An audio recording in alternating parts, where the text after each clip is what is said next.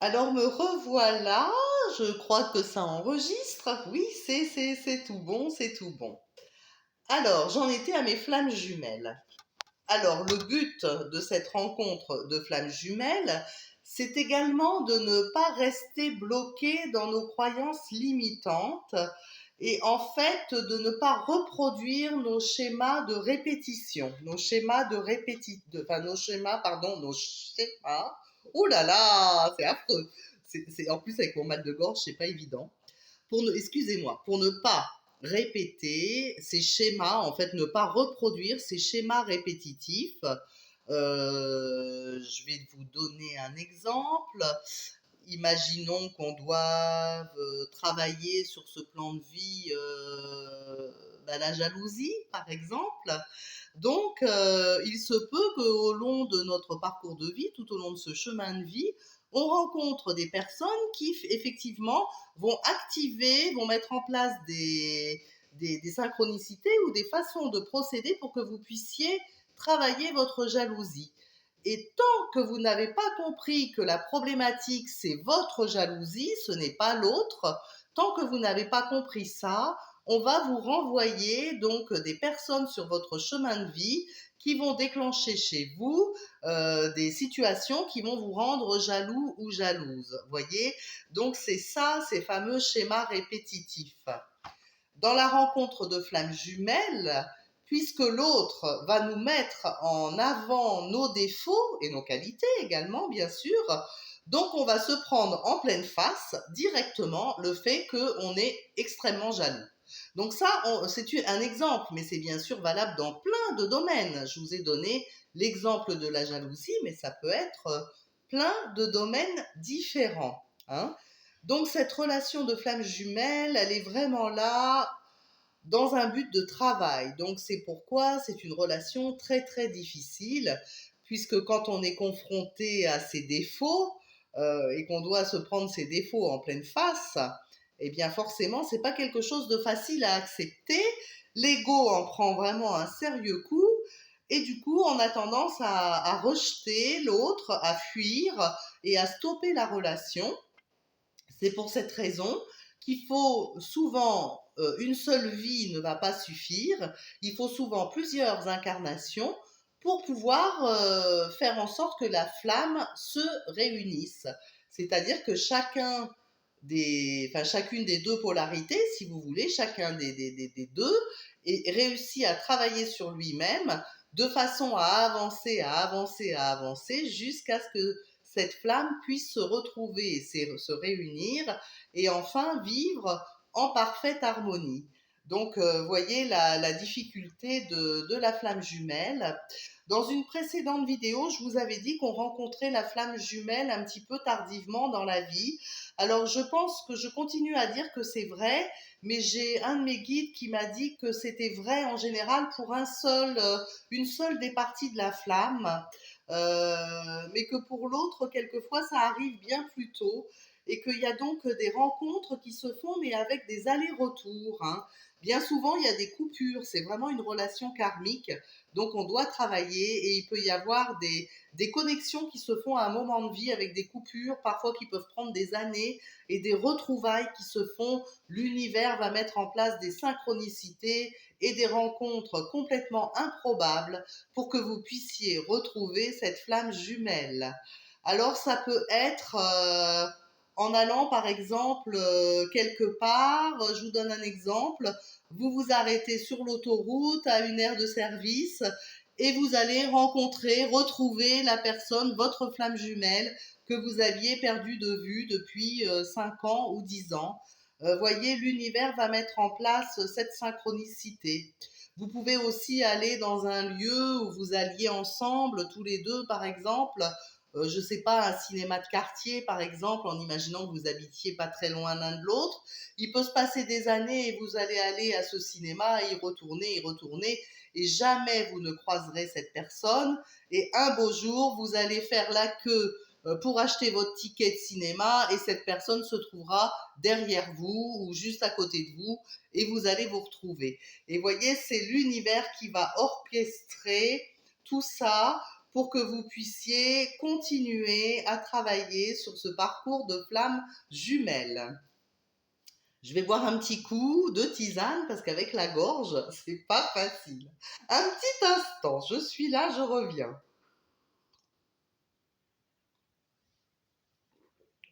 Alors, qu'est-ce que je pourrais vous dire sur les flammes jumelles? Oui, alors comme ce parcours est difficile, c'est pas une affaire simple. Eh bien, il y a beaucoup de remises en question qui se font et il peut y avoir des envies d'arrêter la relation. Donc, et ça, c'est quelque chose de très fréquent. Donc, on a envie d'arrêter la relation. On se dit, bon, je vais stopper, je vais arrêter la relation. On est quasi décidé. Et tout à coup, au moment où on se décide vraiment, eh bien, l'univers va nous envoyer une synchronicité.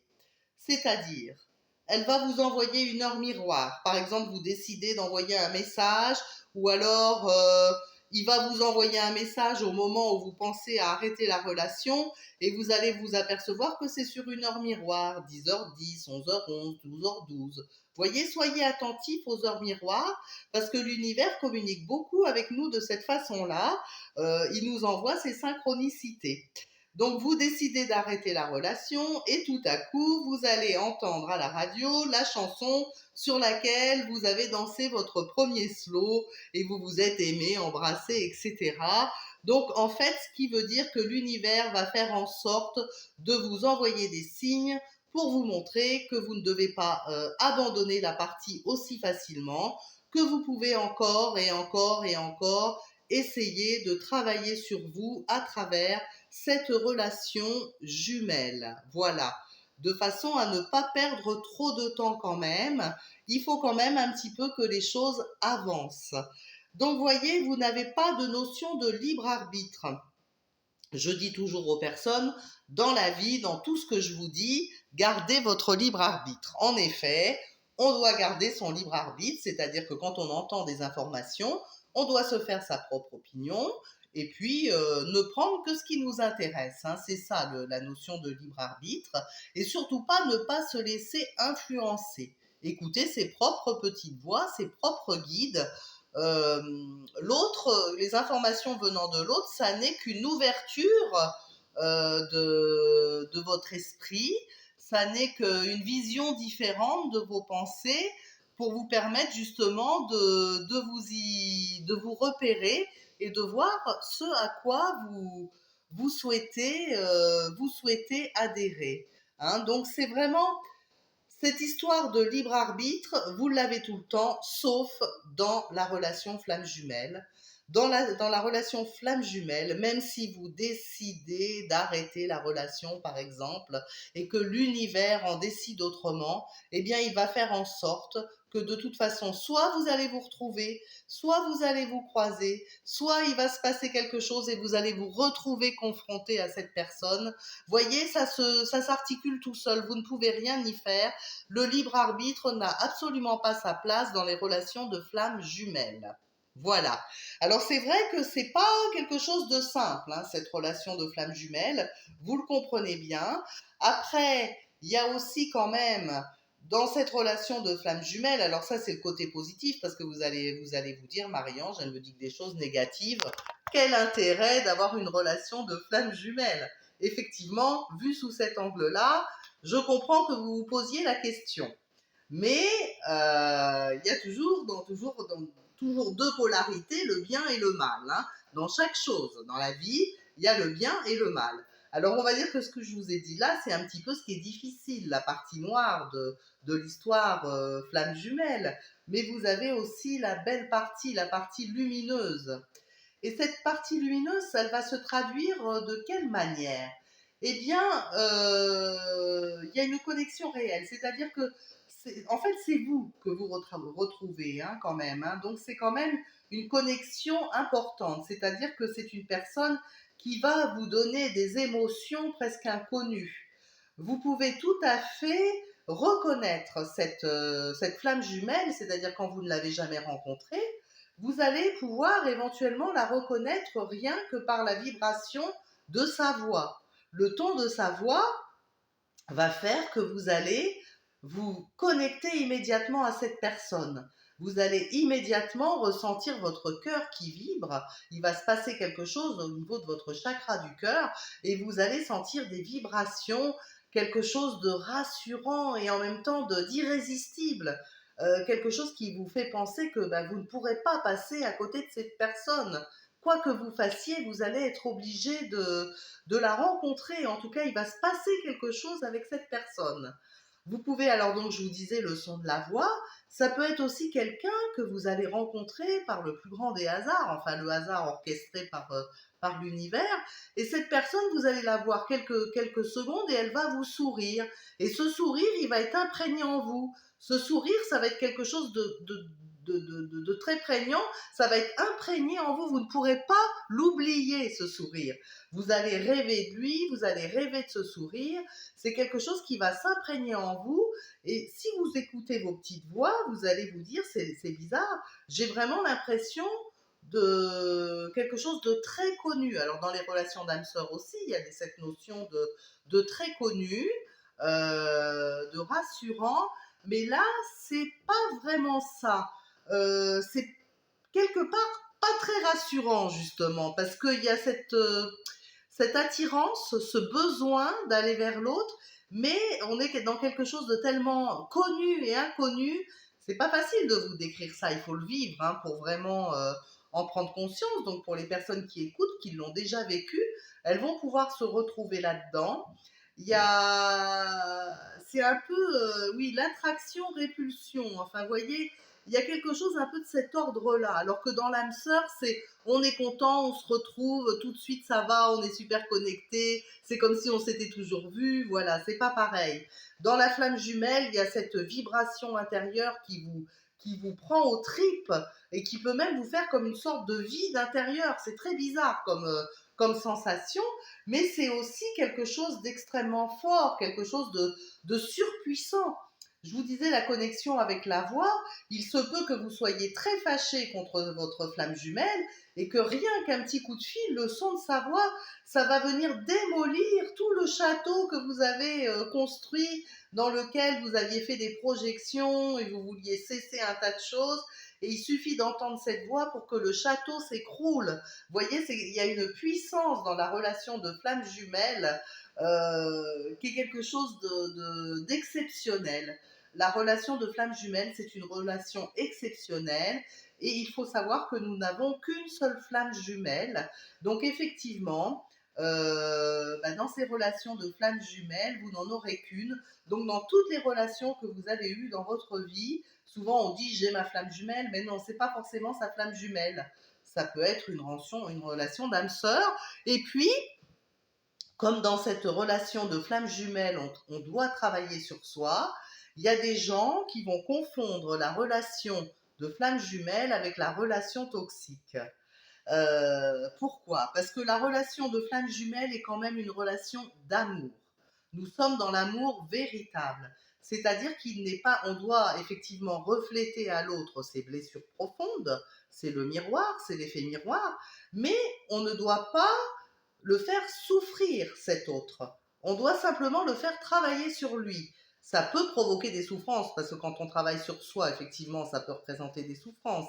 Mais il n'est pas question de maltraiter, alors que dans la relation toxique, il y a une notion de maltraitance. C'est-à-dire que l'autre peut ne pas vous respecter, il peut vous parler d'une manière qui n'est pas acceptable, il peut utiliser une violence verbale ou une violence physique, il peut vous mentir, enfin voyez, vous êtes dans quelque chose de toxique, il peut vous mentir pour obtenir des choses de vous. Voyez, ce n'est pas du tout le même type de relation. Ne confondez pas la flamme jumelle avec la relation toxique.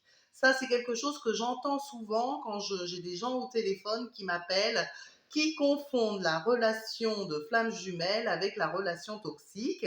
Et quand je décortique un petit peu avec eux leur relation, eh bien, j'essaie de leur mettre tout ça en avant et de leur faire comprendre qu'effectivement, leur relation est du registre de la relation toxique, une relation qui fait souffrir, qui vous met à mal, qui peut même vous mettre plus bas que terre. Vous voyez, il y a des grosses notions d'humiliation dans la relation toxique. Hein. Donc, c'est quelque chose qu'il ne faut vraiment pas perdre de vue. la relation jumelle, la flamme jumelle, effectivement, elle est chaotique, elle est compliquée, mais uniquement parce qu'elle fait ressortir de votre personnalité vos défauts, en quelque sorte. Vous voyez, vos qualités également, hein, ça il ne faut pas l'oublier, mais aussi vos défauts, et vos défauts les plus, enfin ceux que vous ne voulez pas voir, hein, ceux que vous refusez de voir, que votre ego refuse de voir. Donc c'est ça la difficulté dans la relation de flamme jumelle. Mais la relation toxique, c'est tout à fait autre chose. Il se peut que je fasse un live, une vidéo là-dessus, sur la relation toxique, parce que je suis souvent moi-même, j'ai mon expérience de vie également, j'ai eu aussi moi-même des relations toxiques dans la vie, que ce soit sur le plan amoureux, sur le plan amical, le plan professionnel, etc. Ça ne concerne pas que le plan amoureux. On peut avoir des relations toxiques dans plein de domaines, hein, mais ne pas confondre la relation toxique cette fois-ci avec la flamme jumelle. Comme je vous ai dit, il y a quand même une notion d'amour. En fait, c'est l'amour véritable, la flamme jumelle. C'est avant tout l'amour de soi, hein. Et c'est souvent quand on a des problèmes d'amour de soi, d'estime de soi, quand on n'a pas vraiment confiance en soi, eh bien c'est souvent dans ces vies-là, dans ces incarnations-là, où on va avoir des rencontres avec notre flamme jumelle pour justement travailler sur soi et se découvrir et reprendre confiance en soi et avancer en quelque sorte, hein. Avancer et tenter la réunification de ces âmes, enfin de cette âme séparée, de ces polarités yin et yang, du fameux runner, donc le coureur, et le chaser, le chasseur, dont on parle beaucoup, qui m'a fait beaucoup rigoler sur les dernières vidéos. Je sais toujours pas pourquoi, c'est comme ça. Ça doit sûrement me rappeler quelque chose, hein, je pense que c'est ça. Il y a un truc dans ce registre-là.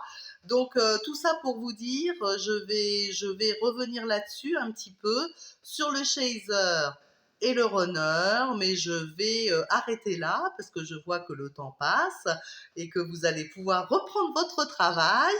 Et si ce soir dans la voiture vous voulez m'écouter, eh bien vous pourrez écouter la suite. À tout de suite.